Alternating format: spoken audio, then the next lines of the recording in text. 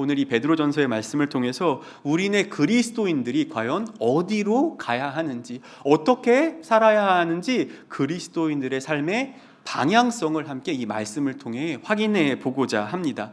오늘 이 말씀의 배경이 되는 시대는 로마 시대입니다. AD 60년경에 그런 배경을 가지고 있는데요.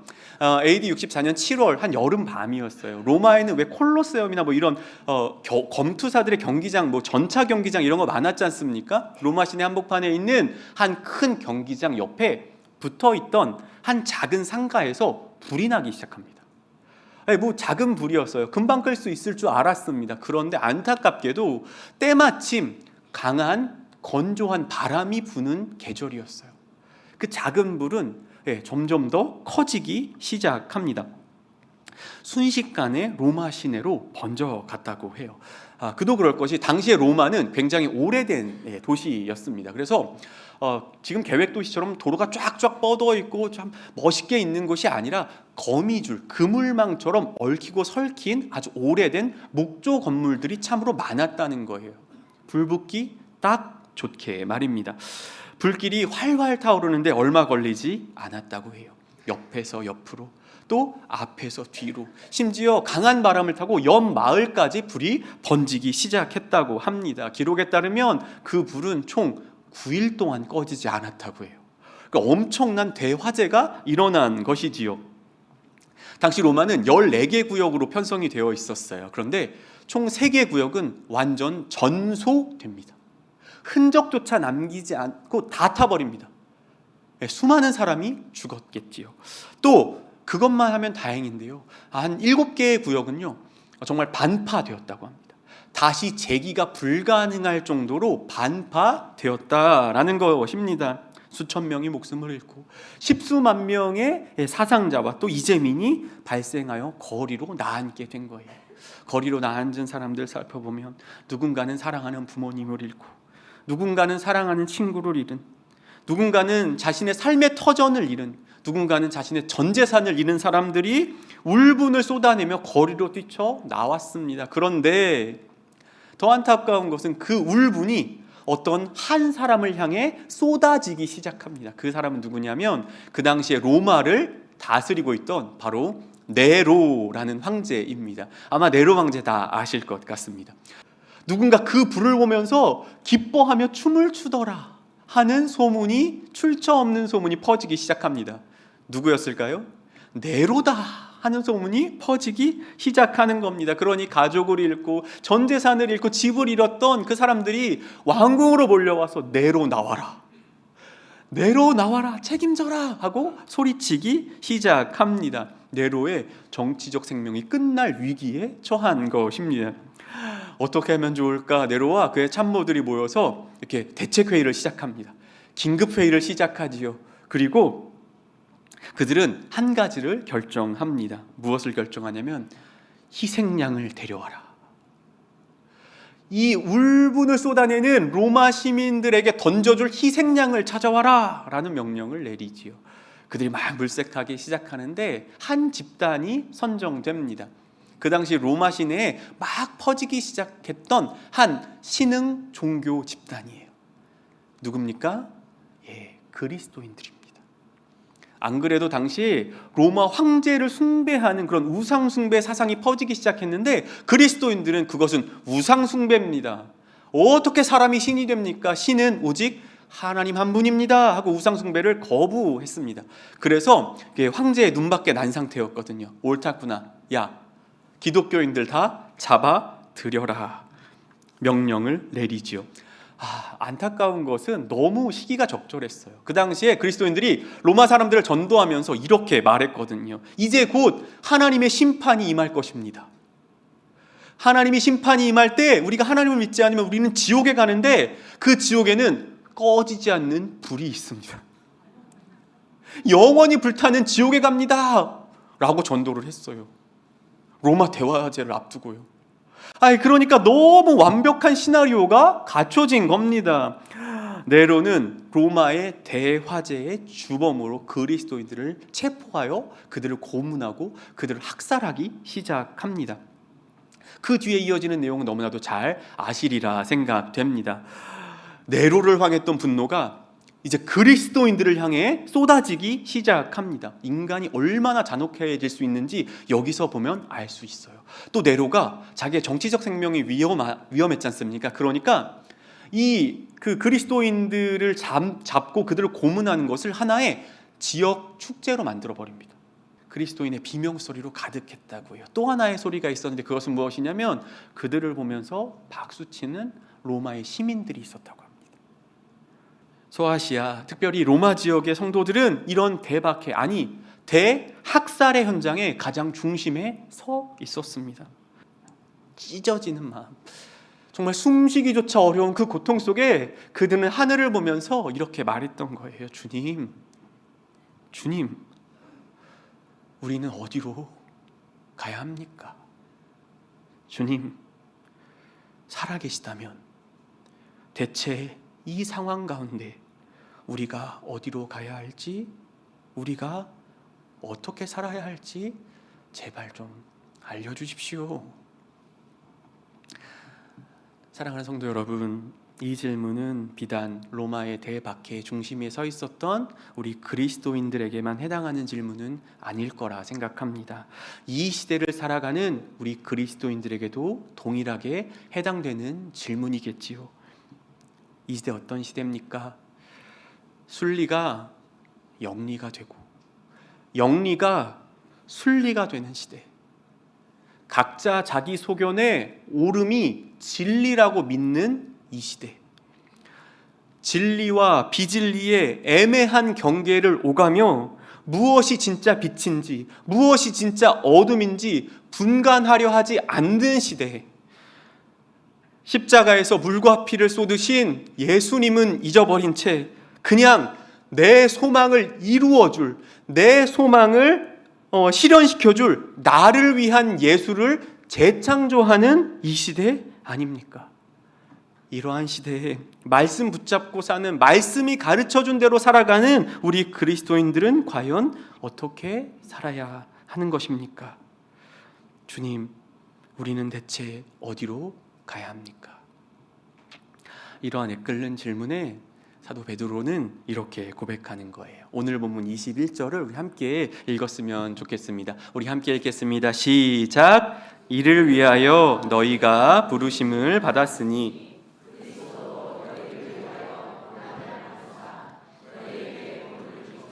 그 자취를 따라오게 하려 하셨느니라. 아멘.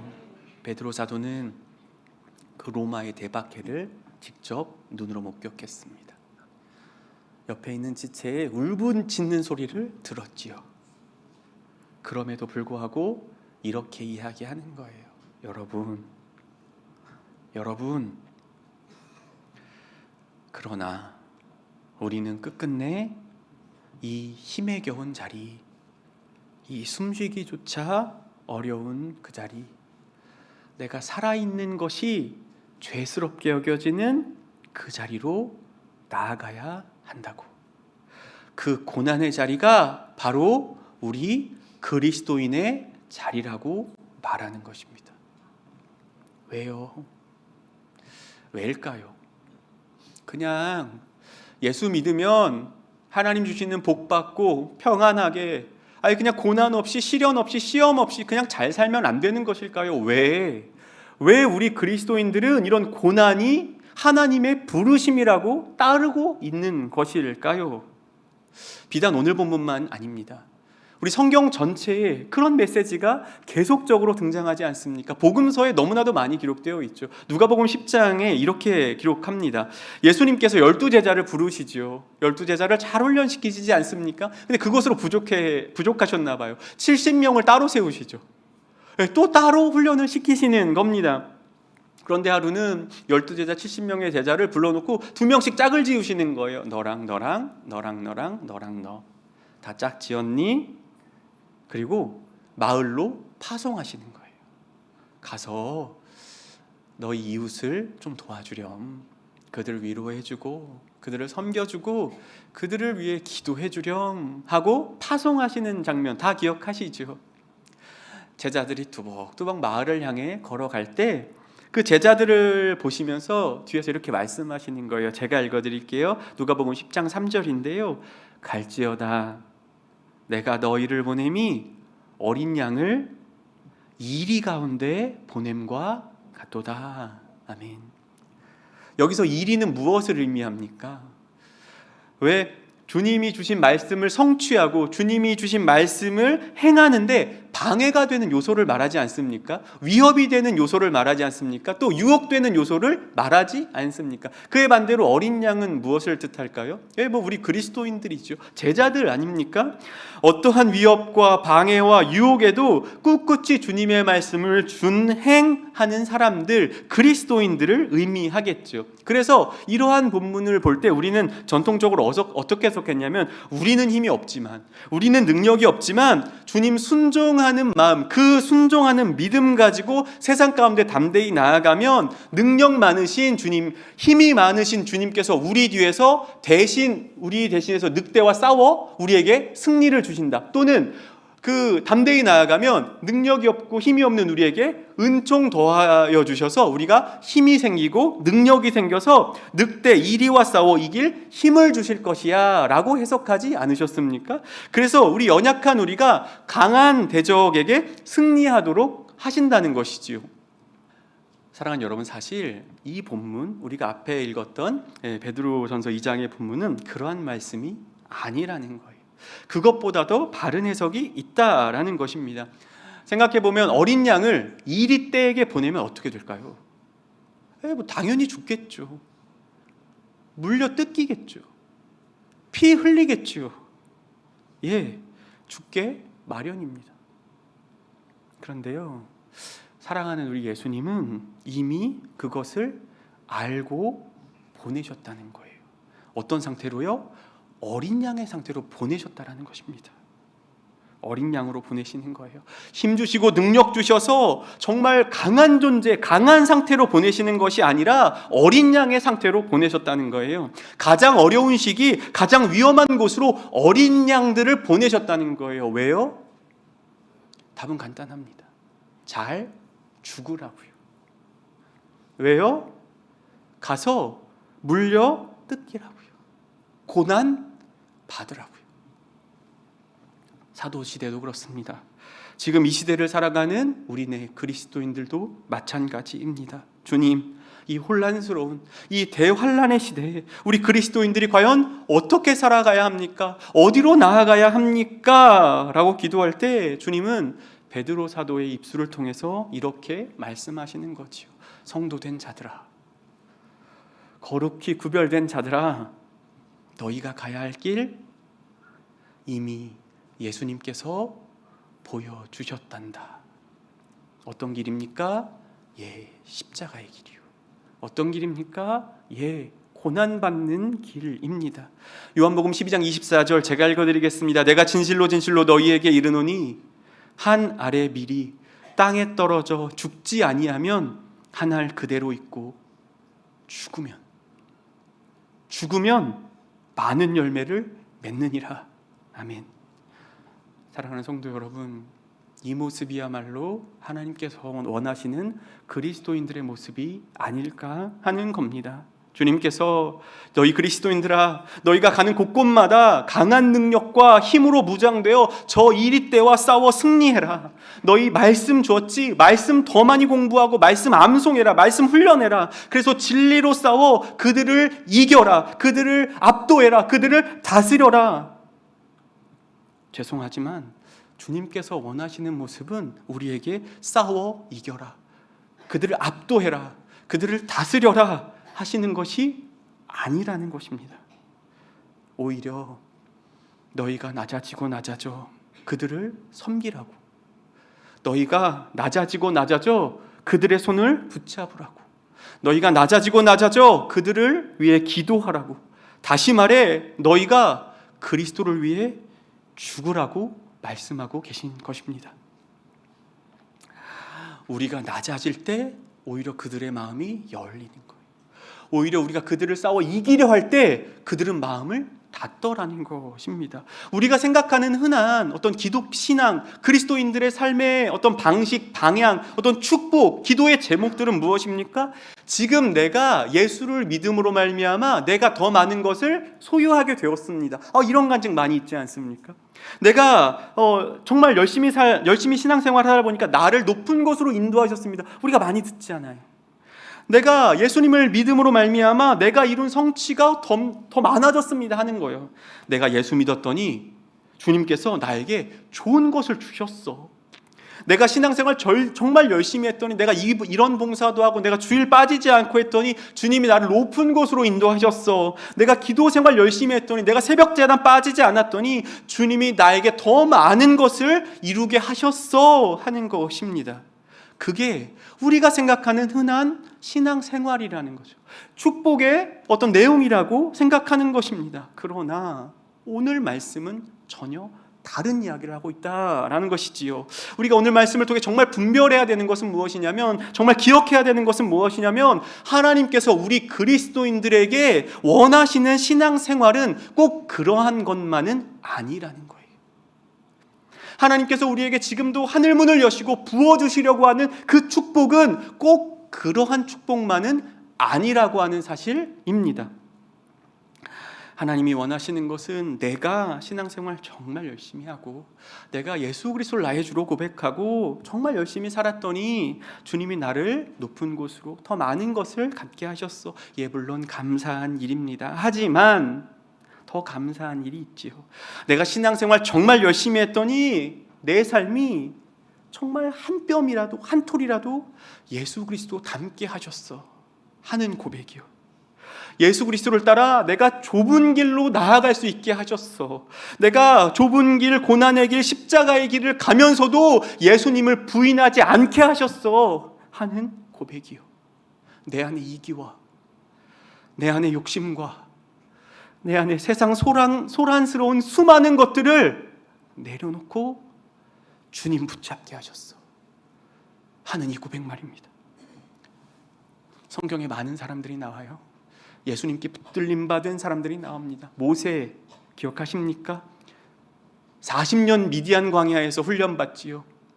그 뒤에 애굽 왕실이라는 든든한 뒷배경이 있음에도 불구하고 다 내려놓게 하셨습니다. 내려놔라, 내려놔라, 내려놔라. 그리고 주님 때가 되셔서 사용하시지요.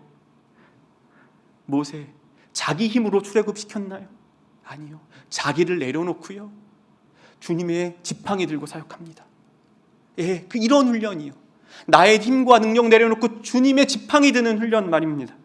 다윗 어떻습니까? 사울 왕에게 백날 도망다니지 않습니까?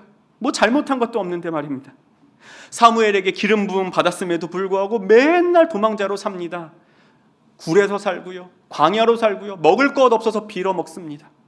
그럼에도 다윗 뭐라고 고백합니까? 여호와는 나의 목자시니 내게 부족함이 없습니다. 내 힘이 아닌, 어떠한 상황과 환경이 아닌 주님만으로 내가 만족합니다 하는 고백이요. 그런 훈련을 한 거죠. 사도 바울 어떻습니까? 다메섹 도상에서 누구십니까? 네가 핍박하는 예수다. 예수다 이놈아. 돌이키지요. 회심합니다. 다메섹과 다소에서 10년을 훈련받아요. 어떤 훈련이요? 자기를 부인하는 훈련이에요. 자기가 가진 지식을 배설물로 여기는 훈련을 하지 않습니까? 그리고 뭐라고 고백합니까? 내가 그리스도와 함께 십자가에 못 박혔다. 그래서 이제는 내가 사는 것이 아니요 오직 내 안에 그리스도께서 사시는 것이다. 나는 죽었고 예수님이 사십니다. 이러한 고백을 하는 사람이야말로 진짜 그리스도인들 아니겠습니까? 사랑하는 성도님들, 이제 말씀을 마치려고 합니다. 이 예배를 통하여, 이 말씀을 통하여 우리 스스로에게 다시금 질문해 보면 좋겠습니다. 나는 예수님 손 붙잡고 어디로 나아가고 싶어 하는 걸까? 나는 이 예수님 손 붙잡고 무엇을 이루고 싶은 것일까 하는 질문 말입니다. 세상은 그저 우리가 더 잘 살고 더 많은 것을 소유하고 더 높은 곳을 향해서 예수를 믿어야 한다라고 말하는 거예요. 그러나 오늘 성경은 우리 주님은 전혀 다른 이야기를 하시지요. 그리스도인은 그리스도를 위해 기꺼이 죽을 줄 아는 사람이라고 말하는 거예요. 그래서 참 기독교는 신비한 것 같습니다. 기독교의 신비는 내가 서슬퍼렇게 살아서 큰 소리 땅땅 치면서 살 때 기독교의 신비가 나타나지 않는다고 말해요. 기독교의 신비는 내 안에 이 알량한 자존심이 죽고 내 안에 끝없는 욕심과 내 안에 이기가 십자가 앞에서 꺾일 때 내 삶은 시작부터 끝까지 내 거라고, 온전히 내 거라고 생각하는 이 완악한 고집에, 또 이 통제에 주님께서 십자가 보혈을 덮으실 때 기독교의 신비가 나타난다고 말하는 거예요. 어떤 신비요? 이 더럽고 이 추악하고 이런 내 삶에 예수 그리스도의 살아계심이 드러나는 신비. 이렇게 보잘것없는 내 삶에 예수 그리스도의 사랑이 드러나는 신비 말입니다. 생각해보면 우리 예수님은 한 번도 이 땅에서 우리가 화려하게 사는 방법을 가르쳐 주신 적이 없더라고요. 혹시 그런 거 보신 적 있으십니까? 예수님은 그저 매일매일 좁은 길을 걸으셨어요. 예수님은 그저 죄인인 우리를 위해 십자가를 지셨어요. 물과 피를, 생명을 십자가에서 쏟으셨습니다. 우리에게 화려하게 사는 법을 알려주신 것이 아니라 우리가 그리스도를 따라 잘 죽는 법을 알려주신 거예요. 그러니 사랑하는 성도 여러분, 세상과 똑같은 논리를 가지고 싸워서 이기려 하지 않았으면 좋겠습니다. 우리도 더 높아지기 위해, 더 많은 것을 소유하기 위해, 더 많은 것을 이루기 위해 더 이상 자신을 괴롭게 하지 않았으면 좋겠습니다. 내가 조금 낮아지는 거죠. 내가 조금 손해보는 겁니다. 내가 조금 무시당하는 거예요. 내가 십자가 지는 겁니다. 그때 우리 기독교의 신비, 우리가 가는 곳곳마다 우리의 가정이, 우리의 일터가, 우리 서로 사랑하는 교회가 우리가 죽고 예수만 드러나게 될 줄 믿습니다. 이 진정한 생명의 역사, 이 기독교의 신비, 그 은총이 가득하게 되시는 우리 서로 사랑하는 교회 모든 성도님들 되시길 주님의 이름으로 축복합니다. 그 영광스러운 고난의 길, 십자가의 길을 기쁨으로, 감격으로 걸어가며 주님을 가장 행복하게 해드리는 우리 사랑하는 성도님들, 우리 서로 사랑하는 교회 모두 되시길 주님의 이름으로 축복합니다.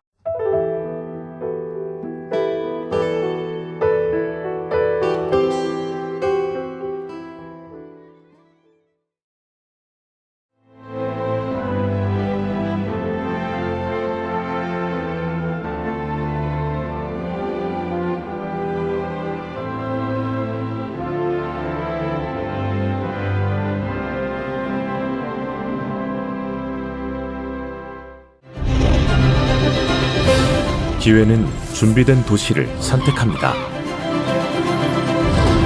대지엔 바이오, 반도체, 도심엔 문화, 하늘엔 우주.